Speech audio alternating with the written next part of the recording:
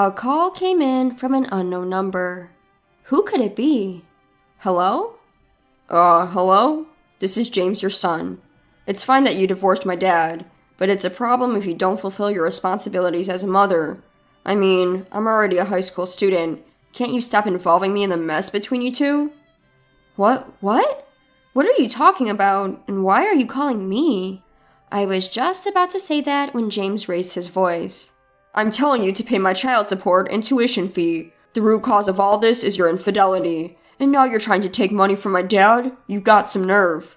At his words, I felt anger rising in me and replied to James, Who do you think you're talking to? I have no recollection of having a child. What? Have you gone crazy? Or are you trying to avoid paying by playing dumb? Don't mess with me. James must think I'm messing with him, but I'm surprisingly serious. As I said earlier, James is not my child. About 14 years ago, at that time, I was married to my ex-husband and we were about to reach our 3rd year. Up until then, our relationship as a couple hadn't changed much, and I think we got along fairly well. On our days off, we often went out together. With my ex-husband often being busy with work, he was away on business about half the month. He worked in sales, and I knew he traveled a lot even before we got married, so I didn't feel particularly out of place. But the one thing I felt was unnatural was the issue with children. Before we got married, I had told them that I loved children and I wanted to have one as soon as possible. Of course, we both had our own schedules. Even if I was ready, if he wasn't, it wouldn't work. So I wasn't in a rush and was taking my time. But 3 years into our marriage, he had never once brought up the subject of having children. By the time 3 years had passed, I thought it was strange and brought up the subject. What about having a child? It's been 3 years, and the older we get, the higher the risk of giving birth will be. Yeah, but I'm busy with work right now. When will you not be busy? Huh? You always say that, and it's been dragging on until now. I can't help it if I'm busy with work. If you keep saying that, I'm going to start wondering if it's really about work. What do you mean? I haven't done anything wrong. Huh? There was something odd about this conversation. I didn't suspect him of cheating. I was just trying to convey that if this continued, I would have no choice but to suspect him of infidelity. But for some reason, he seems flustered. He's hiding something. Thinking that, I decided to look into my ex-husband's activities, and I was able to uncover the truth behind his words and actions.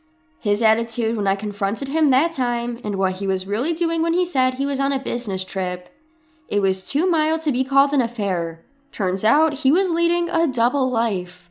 Half the month he spent with me, and half the month with another family. But what shocked me most was that the other woman had a child.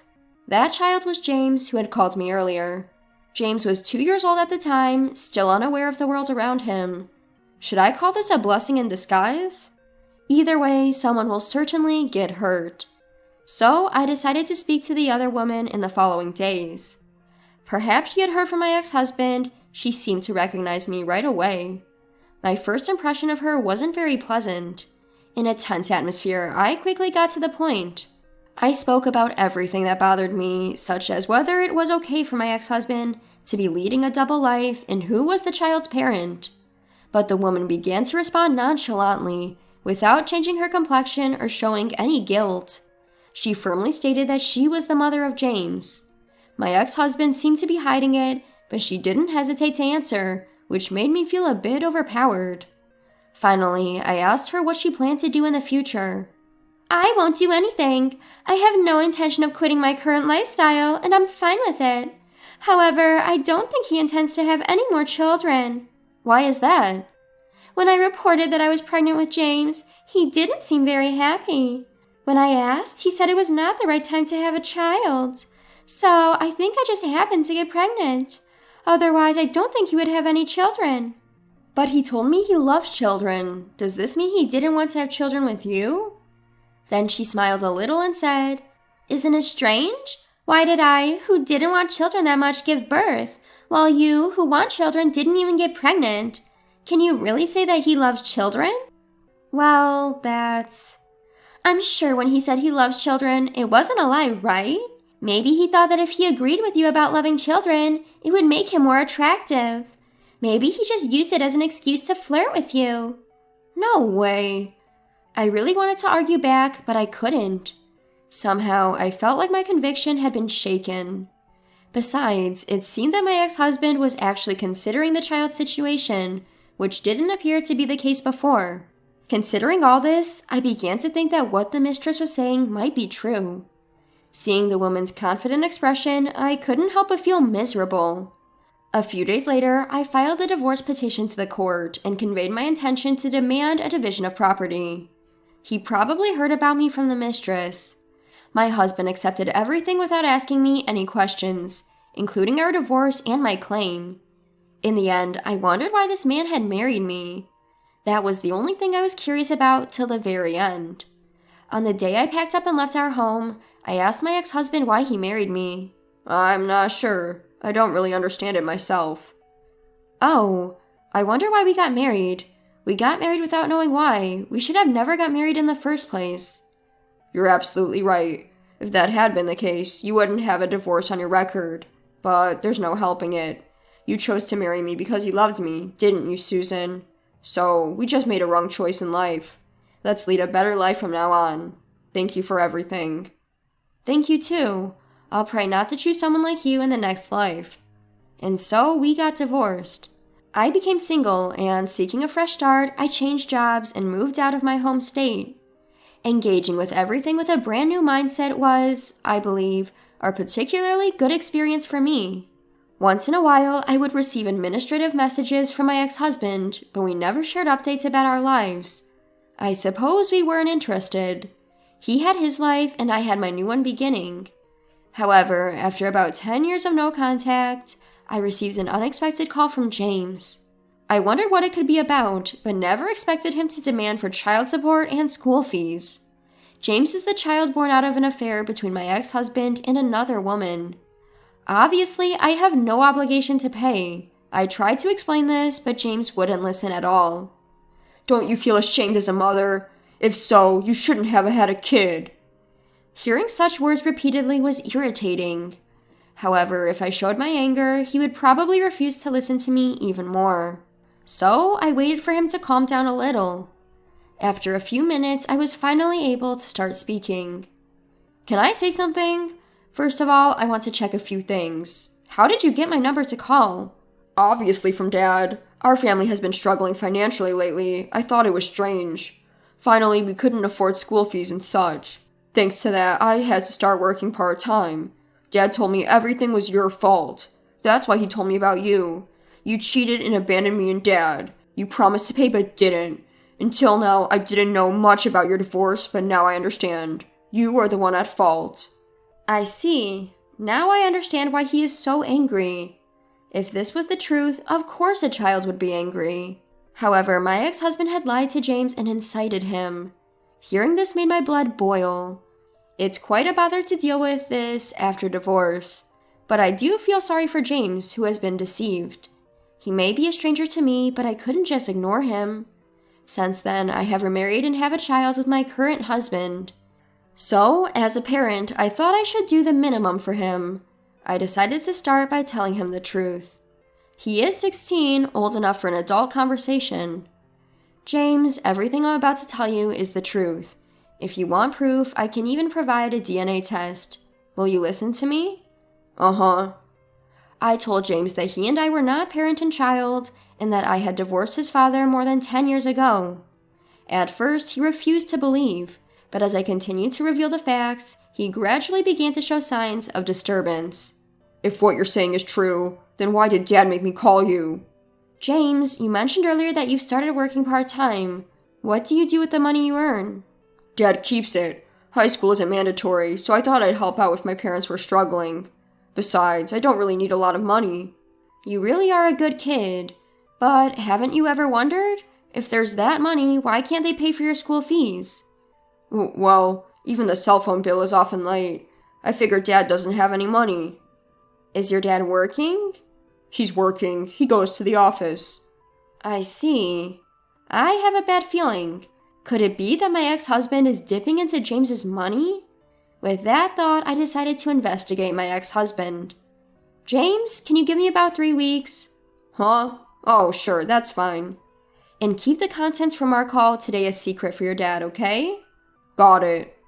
And so I began my investigation of my ex-husband. I hired a private investigator and waited for the results. Some might call me generous for going to such lengths, but I'm doing it all for James. I don't mind if people say I'm crazy for caring so much about someone else's affairs. So what? If a child is about to collapse in front of you, would you ignore it? My answer is no. I don't want to be that kind of person. Besides, I hate my ex-husband more than anything for lying to his son. While harboring my anger towards my ex-husband, I waited for 3 weeks for the PI's report.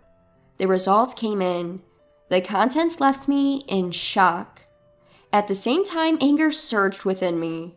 Turns out my ex-husband is not a full-time employee, but a temp worker. But it seems he was recently laid off and is now on leave. Apparently, he's been going to the unemployment office, but spending most of his days at the casino. James thought his father was working because he always wore a suit, but he was actually job hunting. And there was no sign of him seriously looking for a job. But the worst part about my ex-husband is that he easily begs his son for money, feigning remorse. That's why James, seeing his dad like that, felt sorry and gave him all his part-time earnings. But in reality, that money was just spent on my ex-husband's casino games and leisure. This is absolutely unacceptable. First, I need to sort out James's life. With that thought, I called my ex-husband's mother. It was fortunate that I hadn't deleted her number. Hello? Oh, Susan! What's up? It's been quite a while. I'm sorry for the long silence, mother-in-law. Could we talk for a bit? I explained the current situation to my mother-in-law. Why did I call my mother-in-law? My ex-husband's mother and her sister are his worst enemies. During our marriage, we rarely visited his family because of that. We had no contact at all after the divorce, but my mother-in-law seemed to think that I had some plans and wasn't angry at all about the divorce. I see. I'm sorry. I thought it'd be better to hear it from him, so I didn't tell you, but he was having an affair. What? Hearing this, my mother-in-law's tone of voice dropped. When I told her all the facts, I could hear her anger on the other side of the phone. Oh, I see. It all makes sense now. The reason I wasn't told about the birth was because the baby was from his affair. He brought James over a few times, but you had just given birth and didn't want to see anyone, so he told us not to contact you. After childbirth, women can become mentally unstable and can even suffer from mental illness. So I respected your wishes and kept quiet. I felt sorry for you when I heard about the divorce, but I couldn't contact you. I see. But I'm happy now because James shows his face every once in a while. He might be a child born out of infidelity, but that's not his fault. So I'm planning to be on his side from here on out. You're such a wonderful grandmother. I feel relieved. Actually, that's why I called. Would you and your husband be able to raise James? Of course. He's been working part-time jobs so diligently, but his father blows all that hard-earned money on slot machines? It looks like I need to give him hell. I'll leave that to you, haha. I just think James is desperately trying to support his father and wasting his future in the process. So I really want him to have a carefree life living with you and your husband. With my mother-in-law determined to raise James, his situation seems resolved. Now it's just about dealing with my ex-husband. I decided to contact him and arrange a meeting for another day. I was still furious about being lied to. When the appointed time came, I met my ex-husband in a coffee shop. His appearance had become ragged compared to before. Didn't expect to hear from you. You've aged, ha ha ha. Anyway, this is about James, right? I'm glad you get it. That'll make things quicker. Why do you have him call me? I've got nothing to lose, haha. I'm seriously broke lately. Got caught doing something shady at my old job and had to quit. James's mom suddenly disappeared, and everything's just been vanishing from my life. But hey, my mom and James still think I'm going to work, haha. It's easy to fool everyone if you just act sorry enough, haha. James is your son, isn't he? Don't you feel anything? He's a good son who gives me money. You won't find a more dutiful son anywhere, haha. Ah, I see. But I'm relieved, since you just said all that in front of them. Huh? 3 people rose from the seat behind me and came to our table. What? You're really the worst. We heard everything. Even at your age, your hopeless character hasn't changed a bit. You're done as a human being. There were my mother-in-law, her sister, and James. It was necessary for everyone to witness his true character firsthand. My ex-husband began to panic hilariously, unable to articulate his words properly. He occasionally glanced at me, seemingly pleading for help. Making that face won't get you anywhere. You need to accept everything you've done and really chew on the fact that you're a beast beyond help. Thus, this chapter came to a close. Since then, my ex-husband has been continually scolded by my mother-in-law, her sister, and my father-in-law, and was forcibly put to work. His job is manual labor, a recommendation from my father-in-law, who said it would help reform his character. Moreover, his salary is deducted as child support, a condition my father-in-law apparently arranged with the company. The money goes to my in-laws, who use it for James's tuition and various school expenses. Meanwhile, James is living with my in-laws. He's completely disgusted with his biological father and has been treating his grandparents kindly. He's such a sweet boy, through and through. Whether the actions I took were right or not, I still don't know. But surely, things are better than before for them. From the bottom of my heart, I wish for James to find happiness. Just as my mother-in-law stated, there are no sins in a child.